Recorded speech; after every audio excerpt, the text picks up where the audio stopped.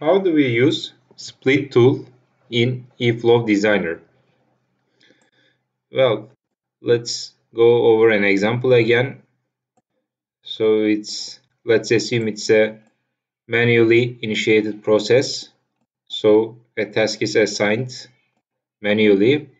Then if you want to split this task to different users, I drag and drop this split tool, and from action I go to split tool. Let it be a approval.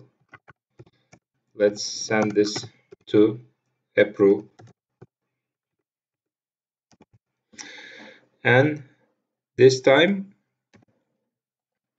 I will be able to send this approval to different users.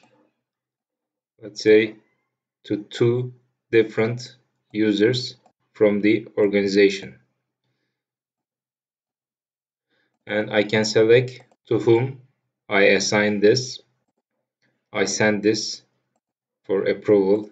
Let's say my manager and the board of director.